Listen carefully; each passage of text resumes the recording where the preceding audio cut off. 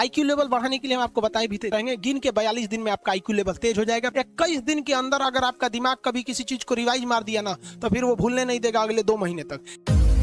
Brain का सबसे महत्वपूर्ण हिस्सा जो होता है सेरिब्रम होता है।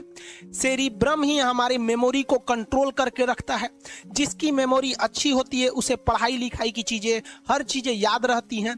तो इसको नापने का भी कोई ना कोई एक यूनिट होना चाहिए ना। जैसे हम आपको गेहूं देंगे तो तुरंत उसको किलो में नापिएगा, चावल देंगे तो किलो में नापिएगा, कपड़ा देंगे तो मीटर में नापिएगा, गैस देंगे तो वॉल्यूम में नापिएगा, एमएल में नापिएगा, लीटर में पानी नापिएगा। उसी तरह से हम कितना देर याद रखते हैं इसको काटेक्स में नापते हैं।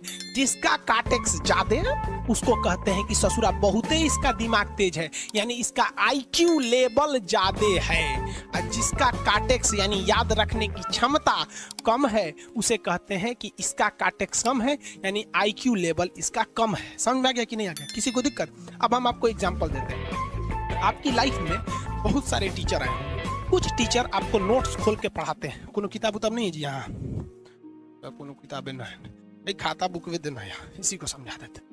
देख, ये हिसाब किताब वाला किताब है। दिवाली के समय हिसाब किताब फाइनल होता है ना, सबका सैलरी उलरी का, तो कुछ टीचर को देखेगा ना तो ऐसे एक किताब लेके रखे रहेंगे लोग, और इसी में देख के पढ़ा देंगे। बाबू देखो, नर्वस सिस्टम का 2 पार्ट होता है, 2 ना 3 होता है। नर्वस सिस्टम का 3 पार्ट होता है। ऐसे लोगों का मतलब, ये खाता बुक रख दो भाई, इसका हिसाब दिवाली में हो जाएगा। तो ये ऐसे लोगों का इस आईक्यू लेवल कम है। लेकिन कुछ लोगों को देखेंगे आप, उनको किताब उताब से मतलब नहीं होता। जैसे आप इलाहाबाद यूनिवर्सिटी कभी जाइए तो देखिए, या बड़े टीचर आईआईटी वगैरह जाएंगे, बहुत एकदम टीचर आते हैं आराम से, कोई नोट सोर्स कुछ नहीं, आया पढ़ा रहा है, चालू किया, एकदम मस्त इंजॉय करके चला गया। तो इनका आईक्यू लेवल ज्यादा होता है। आईक्यू लेवल बढ़ाने के लिए हम आपको बताए भी थे, दिमागीन खाइए, अच्छा रहता है। एक ही तरह की सोच मत सोचिए, अच्छा रहता है। आईक्यू लेवल कैसे बढ़ाएंगे? तो याद रखिए, आईक्यू लेवल बढ़ाने के लिए सोने से पहले का आधा घंटा बहुत जरूरी होता है। सोने से पहले आधे घंटे दिन भर में जितना काम किए उसको सुबह से रात तक देखते रहिए। एक बार रिवाइज मारिए कि सुबह उठे थे, ये किए थे, इसके बाद पढ़े थे, क्या क्या पढ़े थे, खान सर ये पढ़ाए थे। आप कहीं मैथ पढ़े होंगे, उसको सोचिए मैथ में क्या पढ़ाया गया था, खटाखट खटाखट।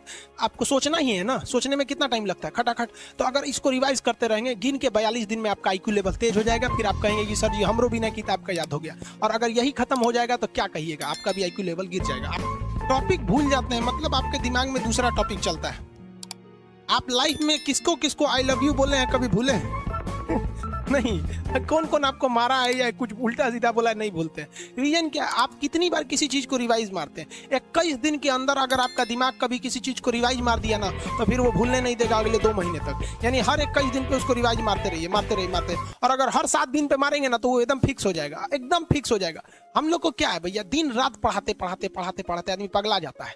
इसलिए अब कोई नींद में भी पूछेगा, खान सर स्वायत्त तंत्रिका तंत्र किसे कहेंगे? तो स्वायत्त में कुछ नहीं आएगा, ये आ जाएगा आपका सिंपैथेटिक और पैरासिम्पैथेटिक, बस यही आ जाएगा। क्यों इतना जल्दी जल्दी जल्दी जल्दी रिवाइज मारा आदमी? ये हमारा सब कॉन्शियस माइंड में घुस गया है। सब कॉन्शियस, देखिए कॉन्शियस माइंड उसे कहते हैं जिस पर हमारा कंट्रोल रहता है। जैसे हमसे कोई पूछेगा कि आप भी अगर पूछेंगे कि खान सर जो 1 हफ्ता क्लास नहीं लिए थे कहाँ थे, तो हम सोचने लगेंगे ये स्टूडेंट है, इससे हर बात क्या बताएगा आदमी कि किस डॉक्टर के पास थे, कहाँ गए थे। नॉर्मल बोल देंगे बाबू थोड़ा सा मेडिकल हेल्थ इशू था इसलिए चले गए। लेकिन अगर मम्मी पापा पूछेंगे तो हर चीज बताएंगे। तो जो चीज हमारे कंट्रोल में नहीं रहता है वो उसे क्या कहते हैं, सब कॉन्शियस माइंड। जैसे कोई हमारा नाम पूछेगा, खटाक से बता देंगे खान सर, समझ में आ गया कि नहीं? ओरिजिनल नाम तो आपको भी नहीं बताते हम लोग यहाँ पे। तो सब कॉन्शियस माइंड में घुसा दीजिए। जो चीज, जैसे आप स्टेशन पे उतरिए या बस स्टैंड पे उतरिए, अपने घर जाने के लिए कभी रास्ता याद किए हैं? हाँ, इसके बाद दाहिने मुड़ना है, बाएं मुड़ना, आप फोन पे बतियाते भी चले जाते हैं। तो जब कभी किसी चीज को बहुत बार रिवाइज मार देते हैं तो वो चला जाता है सब कॉन्शियस माइंड में, फिर आपको याद करने की जरूरत नहीं है। सपना कैसे आता है? जब आपकी नींद अच्छी नहीं होती है तब। नींद प्रॉपर लिया कीजिए, नींद में कोई कमी नहीं आनी चाहिए। आप जिस दिन बहुत ज़्यादा थके रहेंगे उस दिन कोई सपना नहीं आता है। हम लोग का जब ऑफलाइन क्लास रहता था, सुबह 7 बजे से रात 9 बजे तक पढ़ाता था आदमी, जो ने करवट सोता था उधरे उठ जाता था, सपना का नाम ही नहीं आता था। समझ में आ गया कि नहीं?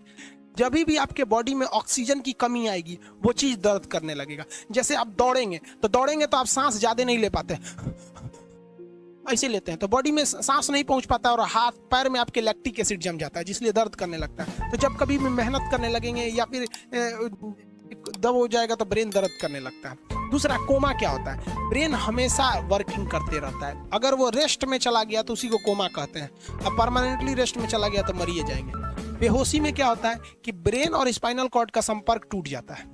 ब्रेन और स्पाइनल कॉर्ड का संपर्क टूट जाता है तो उसी को क्या कहते हैं, बेहोश हो गया है। पानी उन्हीं छिड़केंगे ना तो स्पाइनल कॉर्ड में उसमें संपर्क जुट जाएगा, लेकिन ब्रेन और स्पाइनल कॉर्ड काम ही नहीं कर रहे हैं तो कोमा में चले गए। कोमा को हाफ डेथ कहा जाता है, आधा मरा हुआ व्यक्ति है। जो व्यक्ति कोमा में चला जाता है ना, कोई जरूरी नहीं है कि वापस आएगा ही आएगा, लेकिन बेहोश है तो कोई दिक्कत नहीं, पानी फेंकिए मार देगा। उसको कहते हैं लोग बिहार में, लोग दांत लग गया, फीट मार दिया, पानी फेंकिए